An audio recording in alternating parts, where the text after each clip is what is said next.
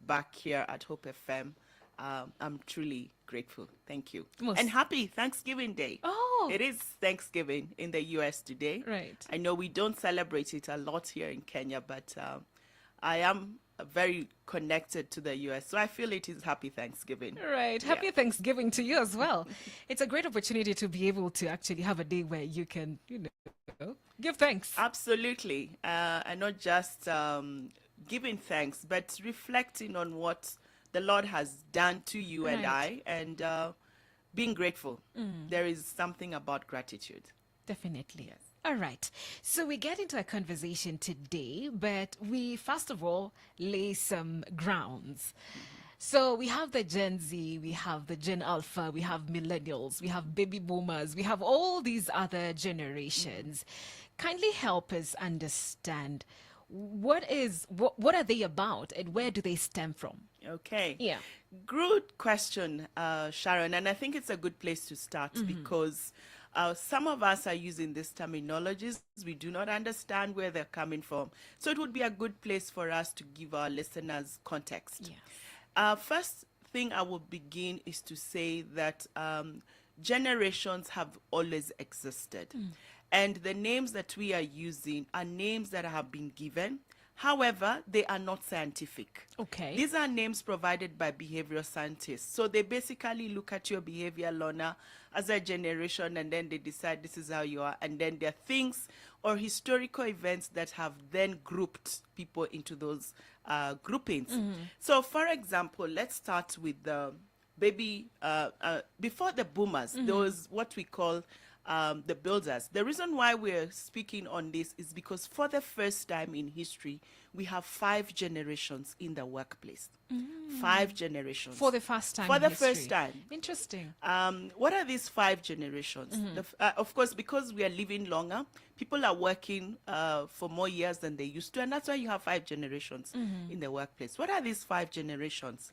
The first generation, we call it the builders or traditionalists. Some books will have them as traditionalists. Why they call that? First, which years do they represent? These are people who were born between 1929 to 1945, okay? And that means they are between 95 to 79 years old, okay? Okay. What is unique about them? You'll find this is a generation that grew up between the 2 world wars. And this is a global context I'm giving. It's not just limited to Kenya. Right. Okay, because the studies are global. So these people grew up between the 2 world wars, very difficult times, and the people who are really hands-on by nature.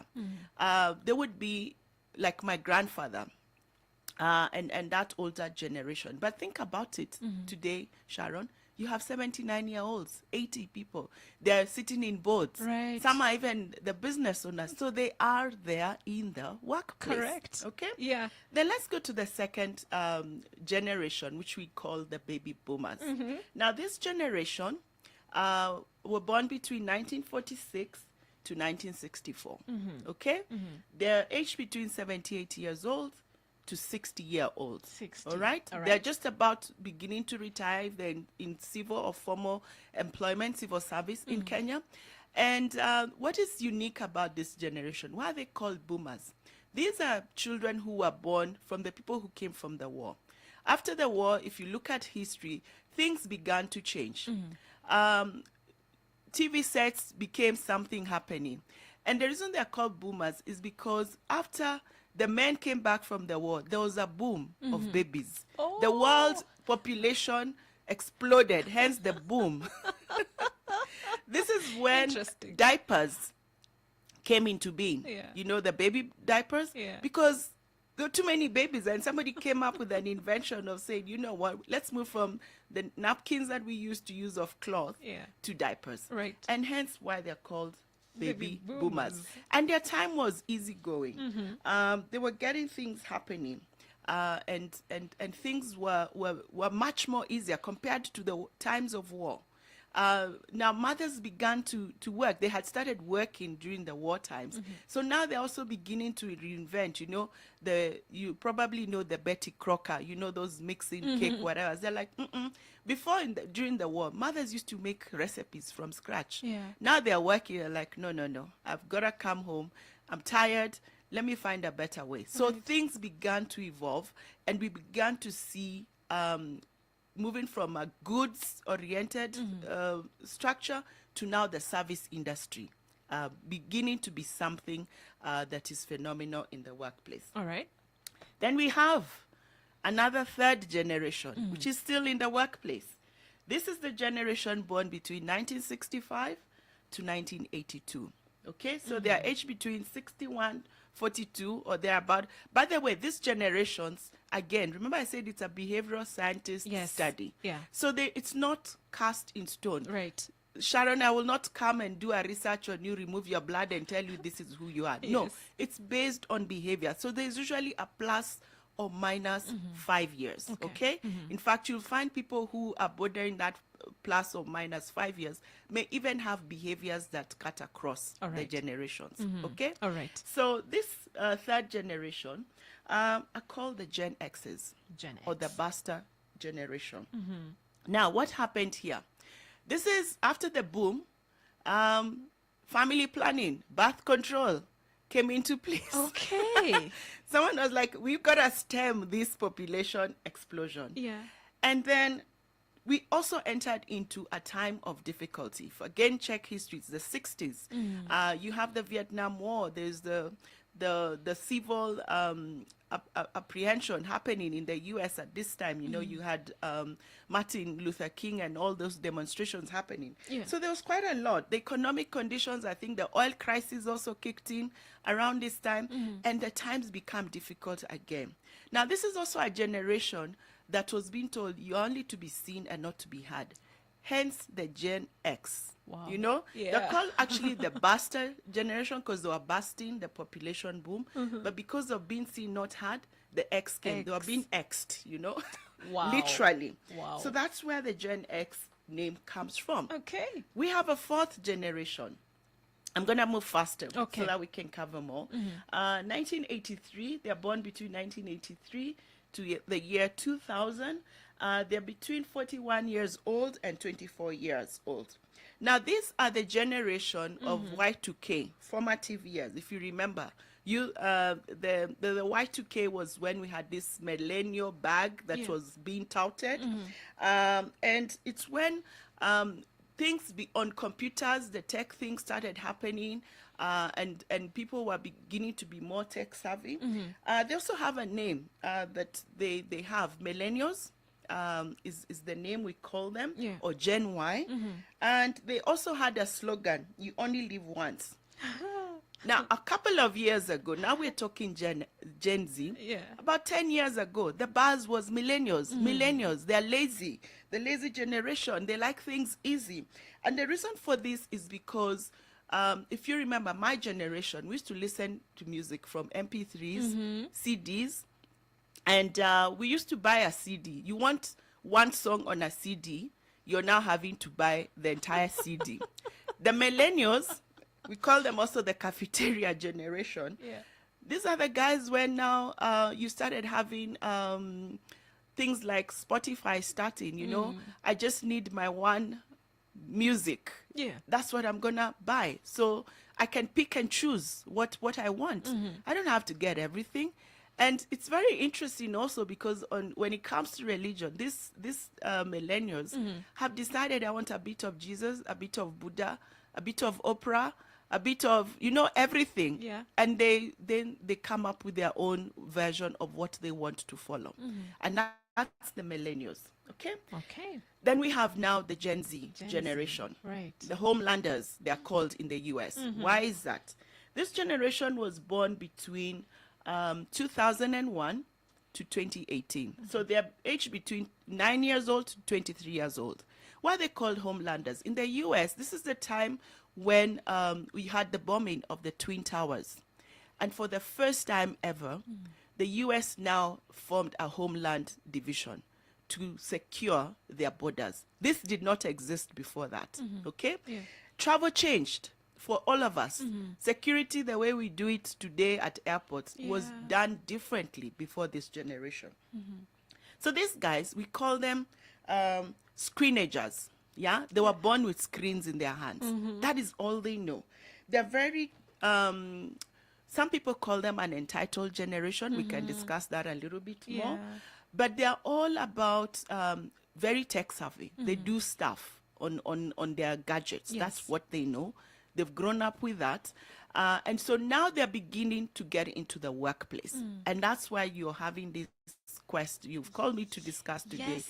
Gen Z's in employment. Right. But before we discuss a little bit more on that, there's the Gen Alpha you alluded to. Yes. Now, if you look at the age I've given the Gen Zs, they're going up to 9 years old. Right. So it means the alphas are just getting born or are still very young. So they are not yet in the workplace, Yeah. but they are coming. All right. So those is, I think, a good context for us to put into mind, even as we're having this conversation. And I'll ask you, Sharon, which of these generations do you belong to?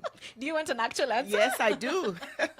I'm a millennial. You're a millennial. Yes. That is good. Because I'm a Gen X. Ah. So we're going to have this conversation and make it as practical as possible. All right. Even for our listeners. Thank you so Yeah. much. All right, great. Such a great conversation we're having right here. If you joined us and have a question or comment, feel free to drop it right here. Right here. We're just about to get into this millennial Gen Z. We're calling them, for the context of this conversation, the younger generation conversation and the workplace. So let's start off, Mercy, with what are some of the misconceptions we have about the younger generation, work ethic, and what's the word? Attitude towards work. Because many feel like these guys just don't want to work. These guys are lazy. Okay. You know, it's a great question again, Sharon, because I've just told you, 10 years back, we were discussing millennials. And everybody was saying they are a lazy generation. Yeah. So I want to put it again for us to remember. My time, at Gen X, when we were leaving college, beginning to start work, we were seen as a lazy generation. Okay. Okay? So every older generation What- tends to have its mindset and thoughts about the younger generation and will always have perceptions. Okay. So what we want to be able to move from in our conversation today, I hope, Sharon, is to move from stereotyping and putting people in a box and treating individuals the way you see them, trying to understand where they're coming from as opposed to having a generalization. Okay? Okay. And once you have that understanding, you will move forward. So first and foremost, yes, the Gen Zs, we are hearing they have different habits. That is all they have, different. Let me give you a story, Sharon. When I left university, my first employer was Kenya Railways. They were known as Chumangumu then, not the SGR that is known today. Okay. So I go there and I'm working in this. I was the youngest in the organization, in my team. And at that time, if you needed to do a letter, say, for example, you see, you called me yesterday, Sharon, Yes. to invite me. There were no mobile phones for you to call me. You'd have had to do a letter. So in writing those letters, and I was in the communications department, you want to write a letter, you would write it by hand on a piece of paper. You take it to a secretary who types it out for you. They'll probably have some errors. They'll bring it for you to proofread again, white out, and then you go back, they reprint, and then you eventually send the letter. Yeah. That was a process. Now figure that out. I've come from uni. I am already computer literate. Those days we were doing some initial computer. People who of my age will know Lotters 1, 2, 3. They might remember that language. Okay? So what do? The one computer in the department was sitting in my boss's office. Wow. The head of department. She doesn't even know how to use it. She's still learning. So I went and said, you know what? I have letters to type. Can I type them myself? Okay?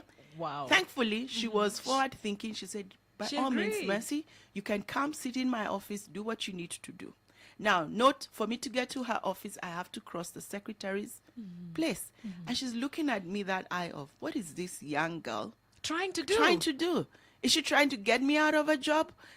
You can imagine what the Yeah, thoughts were, you know? right, She right. thinks she knows it all. She thinks I'm not doing my job well. And all I was trying to do is to be efficient. First, I wrote the first letter. I know how I want it worded. Then the computer has proofreading. Before I can print, I'm saving on paper. You Right, know? yeah. So there's efficiency coming with that. And she didn't see it that way. She's like, I'm here to get rid of her job. Fast forward, Genz, what are they doing right now? I will use a very common example Yeah. because we all witnessed it in June. They were doing demonstrations on Kenyan streets. Now, they were mobilizing themselves using what? Phones. Phones. Yeah. Never been done before. My generation, what did we know? Mobilization, you go, you pay people, put them in a bus, ferry them, and bring them. Right. They had a different way. For the first time, X space popularized. Right. Conversations were happening there. It's just a different way. So, coming back to the workplace, what we are calling lazy, I want to challenge employers. Ask yourself, are they just coming with a much more efficient way of doing things, which you are so stuck in your old ways and you're not paying attention? But if you paid attention, you could actually benefit from what it is that they are doing. Let me stop there, Sharon. Wow. That's a challenge right there. And sort of it busts that bubble of the misconceptions I was talking about, because it's how we're looking at it. That's what I hear you say. Absolutely. The problem is how we are looking at it. It's always about perspective, Sharon. Yeah. Always. Yeah. Because you're hearing we're going into the fourth revolution. Yeah? The digital revolution. Yes. So when you're saying they're lazy, you're benchmarking them on an old way of doing things. And by the way, I'm not saying that they cannot learn something. Challenge I'm throwing here is, if you looked at what they are doing and you realize that the future is moving to a digital revolution, ask yourself, how can you use the things that they know and how they know Yeah. to better improve your workplace environment, as opposed to blanketly declaring that they are lazy and dismissing them? You can actually learn from them. And guess what, Sharon? They also have a place to learn from us. Some of these behaviors we're also complaining about, Sharon. We are parents. I'm a parent to a Genz here. And whenever we're having this conversation, I tell people, we are the ones who have raised them. And we have raised them in a way that, you know, every generation wants something better. Yeah. As a parent, I want something better for my child. If I went through some difficult times, my father used to tell me how he went to school without shoes. That was not my experience. He wanted better for me. Right. And today, some of the stories I give to my son of what my parents made me go through, he's like, Mom, that is your time, not Right. my time, you know? Yeah. So it's very contextual, and we can't decide. And by the way, it will always be there. The young people, we are feeling like they're being bullish, they want things before their time. We've all been there. Let's be honest. We've all been there. Right. Yeah? Yeah. My father used to tell us in their time they all used to be number one in class. We all know. Now, we knew better when we were in the class. That wasn't the case. Right. I couldn't give that narrative to my son. Yeah. The other difference is, because these kids were born with gadgets in their hand, they want to validate. I remember, very young again, they come, they ask you a question, and I'm sure this is an experience everyone can attest to if you have a Genz around them. They will come and ask you a question. But after you have given them a response, they have Google, Yeah. they have Siri, Yeah. and they go and validate what you have told them. Right. They're curious human beings. For me, anything I was told, we had encyclopedias, we had dictionaries, which was not even accessible to a lot of us. Yes. And whatever you were told was the gospel truth. You had to I go with it. remember Right. coming home from school, and the teacher had told us, this is a doer and this is a widow. Yeah. And my mother trying to correct me, and like, no, ma'am, teacher said, It's this a is doer." a doer and this is a widow. There you go, Sharon. You alluded to something earlier, and you say that some of us are calling them an entitled generation. Let's talk about work-life balance, because they seem to be known for prioritizing work-life balance. What do you have to say about this? And do you feel like organizations have this in their minds when they're hiring this generation? Yes, Sharon, another great question. Again, I will bring the context into it. That with every generation, depending on historical happenings and the economic conditions, Yeah. we were wired to behave in a certain way. And what we need to realize as employers, as organizations, is that the demands of this generation have changed. And I'll give two perspectives. All right. Okay? First, let me give you the old demands.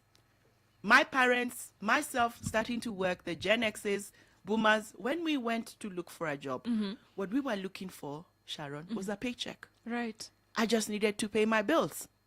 What this Generation Z is looking for is they want to work for purpose. Money is good, but it's not everything. Okay? So that's the first difference we need to understand. Okay. The old demands again. I wanted to work. Boomers, Gen X's wanted to work to pursue satisfaction. For the Gen Zers, they want to pursue development. So when you're interviewing them, some of the questions they'll ask you, so I'm doing this job. Where is it taking me? Are you going to develop me? Yeah. And if you don't have that in their radar, they will be matching out of you very soon. Yeah. Again, the boomers, X's, what did we want? A good boss. The Gen Zers are looking for a coach, Wow. not a boss. And what's the difference? You know, a coach is about developing you, harnessing your potential, and helping you to navigate the challenges. Okay? For us, a boss was people who are telling you, do this, do that, don't do that. Yeah. And we just followed like robots. Yeah. Not for the Gen Zers. Remember, they're very curious. They look for information. You tell them something, say them, do this. They're like, do this? Is there a better way of doing it? Can I be more efficient? And so they need a coach who's asking them questions. And by the way, they're really hungry. As much as they're, we call them screenagers, they're actually hungering in the workplace for one-on-one engagement. Wow. I was talking to one of my clients, and they did an observation. So they recruited young people into their organization, and they gave them mentors who are, of course, older in the organization. And they did two observations. For one of those groups, the mentor was meeting them virtually. Okay, you'd imagine they're okay, we can meet on screen and everything. Yeah. And so they did that. And then the other group, they were meeting in person.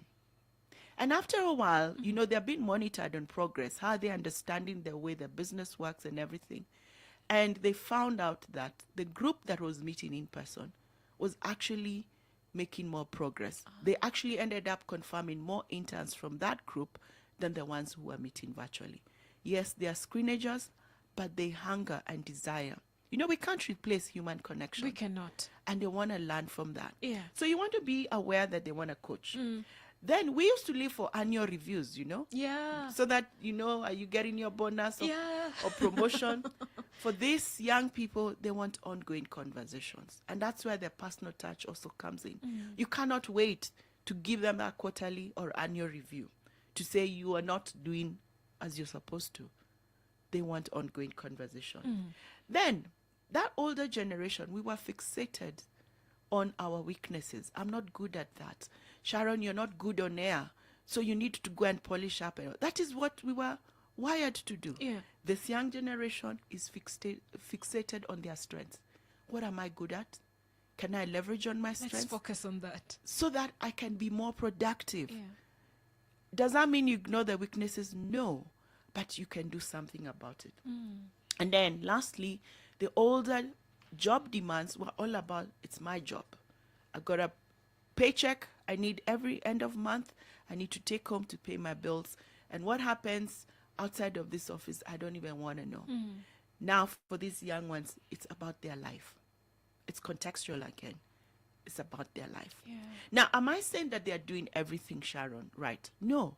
And this is where we come in. Remember a child walking, beginning to walk. Yeah. They're very curious. They will touch this. What we tell them as parents, that is not good for you. Don't touch the fire. It will burn you. watch out for the knife, it will cut you. And sometimes they have to get cut to know that is, you have to be careful how you handle it. Yeah. And so we're saying also we have a responsibility. Yes, we know what they're looking for, but how do we support them and sharpen them in that area? Last week, a friend was sharing with us. Their young daughter, in employment, Genz, goes, been working, and then after a few weeks, they notice that they're in the house, don't seem to be going to work, and they ask them, what is happening? And they say, I quit my job. I ask them, you quit your job? Why? Say, I didn't feel my boss. Wow. Now, for us, older people, you didn't feel your job. What do you mean? And that was exactly the question they asked them. What do you mean you don't feel your boss? Yeah. We worked under those conditions. And we had even had very difficult bosses. I tell people coaching did not exist in our time. Yeah. Even this mentoring that you're seeing happening was something very far off. Okay? So what do? They decided to let them be, see how they goes. And of course, week after week, you're not going to work. Of course, what happens? Your money supply begins to diminish. Yeah. And they made that decision. I'm not gonna be your paycheck. You've quit a job, walked out of a job. I'm not gonna be the one to help you with that. Yeah. And so as the money is dwindled, now of course they have to go back to their job search. And they're helping them to learn through this process. And then they were lucky they ended up getting another job. But now when they went into this job, guess what happened? What? Somebody walked out on them. And they come back and tell their parent, is that what the other person I walked out on, is that what they felt? Wow. So you see, it's playing back on them. Right. But they also learned, why did they have to go back to work? Because their parent refused to be there. To give them money to be their paycheck. But what have we been doing, Sharon? Our children, from when they can't tell you, oh, I don't like a teacher. Yeah. You go... Change the class or something. Yeah, you chest stamping, you want to tell off the teacher, you're telling off the teacher in front of even the child. Yeah. We haven't helped the situation. So some of what the things we're complaining about, we have been responsible in bringing to our children, and we need to think again. It's now being translated in the workplace. We are experiencing. I was sharing something. I want us to hold it right there. You will share that experience in just a short while. But let's take business. Hope FM, another quality service from Christ, is the answer ministry. The Business Line. It's just business. The Ministry of Labor has halted the recruitment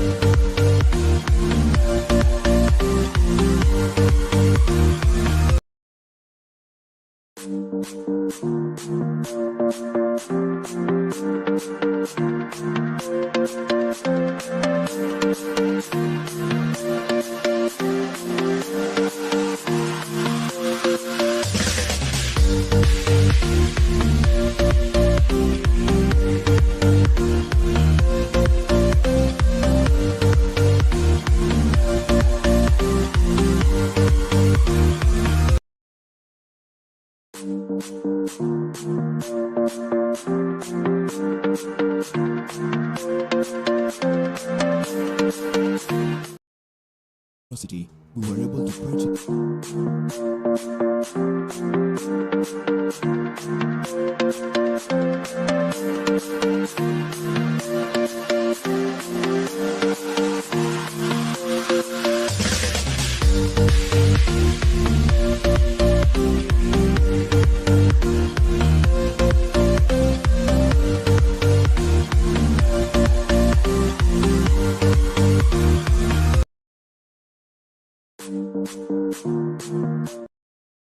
OH. Let's spread the light of hope, one soul at a time. Wewe ni rafiki msoo.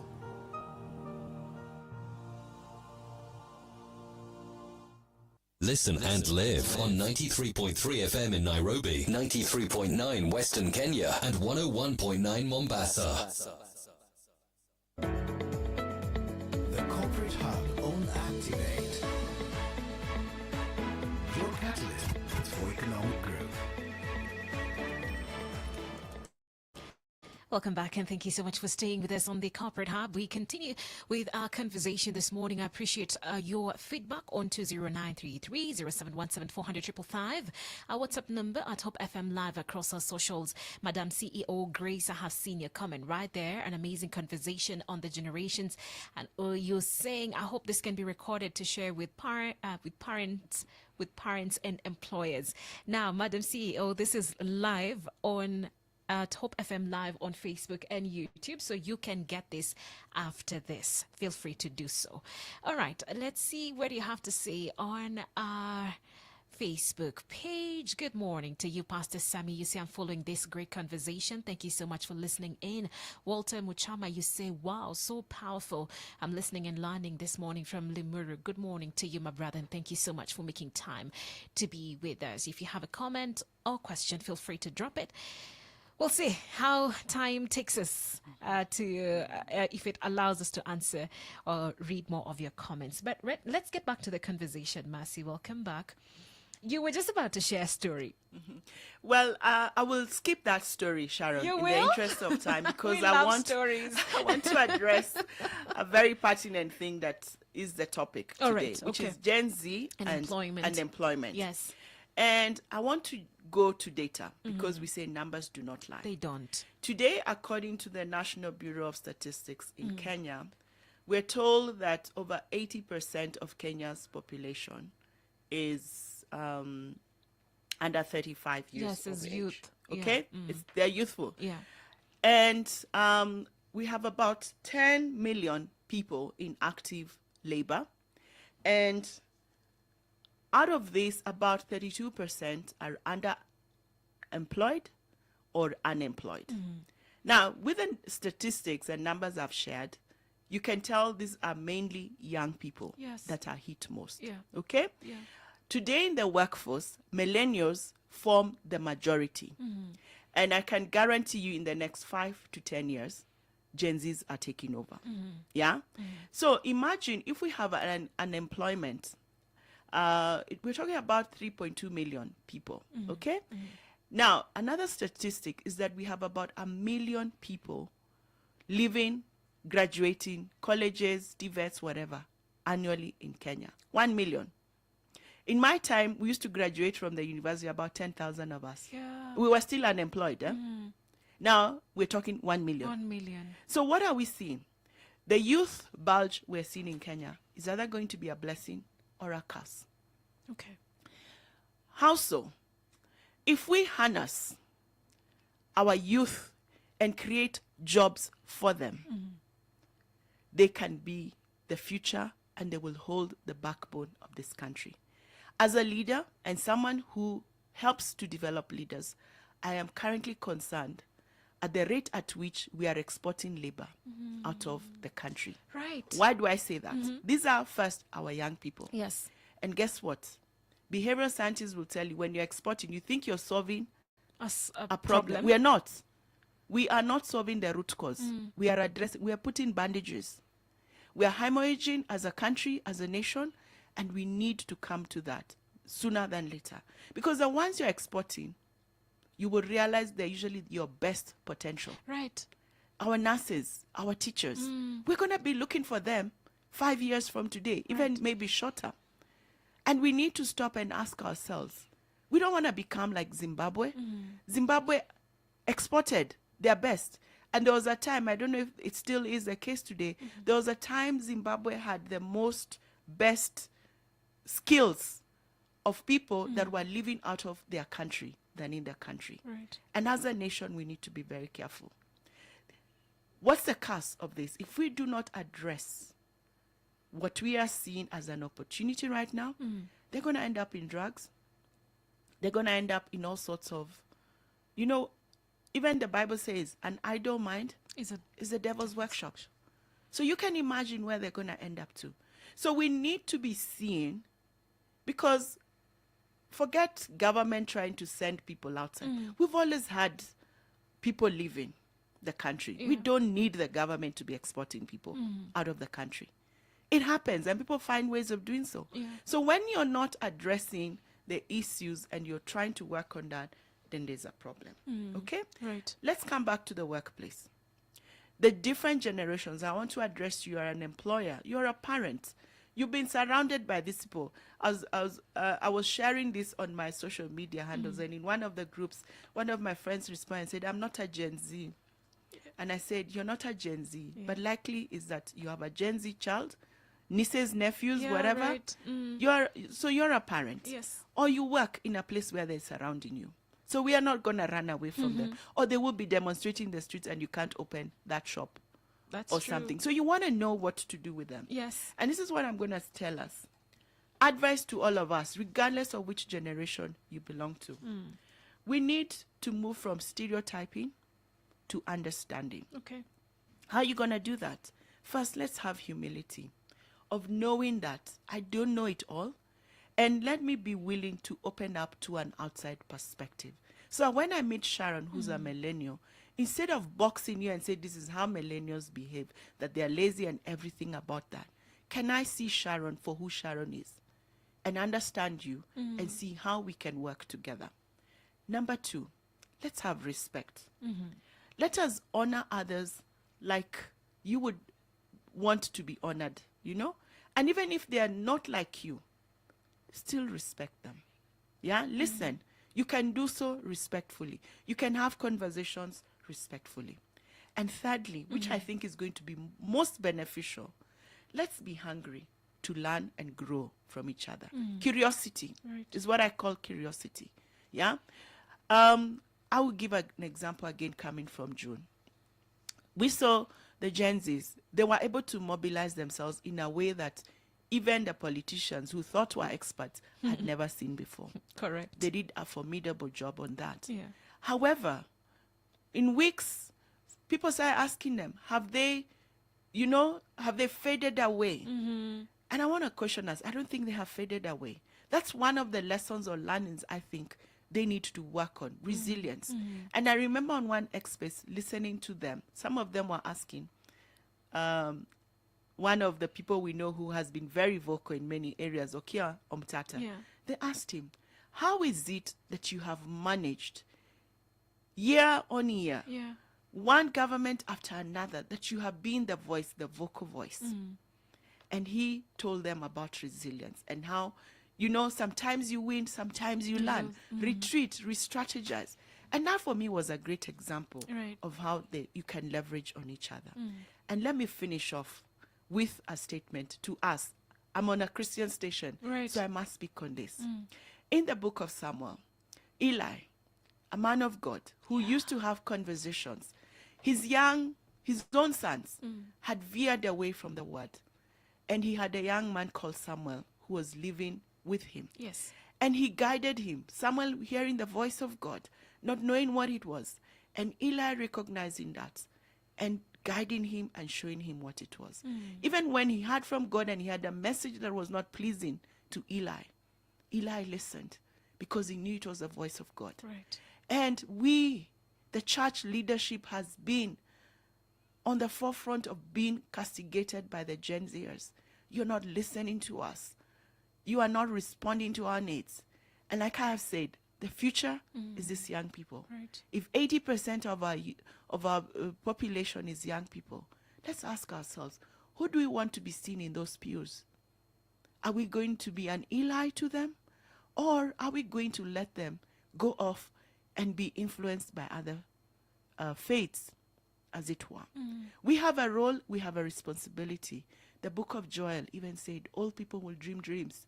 But who's seeing the vision? Oh, the young people. It's the young people. Right. We cannot afford to ignore them. And I will leave it at this. Depending on what we do as a nation, the youth bulge in Kenya will be a blessing or a curse. Thank you, Sharon. Wow. Mercy.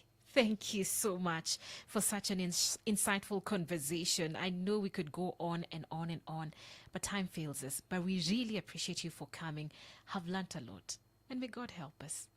Yes, may He help us to do the right thing at such a time as this. Yes. Because we need it as a nation. Great. Thank you so much. Masila-Achola is the founder of Value Connect and a corporate facilitator with Maxwell leadership team. I hope you have learned something. If God allows us, we will have this conversation again because we just touched the tip of the iceberg. Thank you so much for your time. It's always a pleasure to be in your company. I look forward to being with you again tomorrow. Have yourselves a lovely day. My name is Sharon Naitore. One Kenya. Thursday Corporate Hub. Maybe a shout out to Hope FM. It's now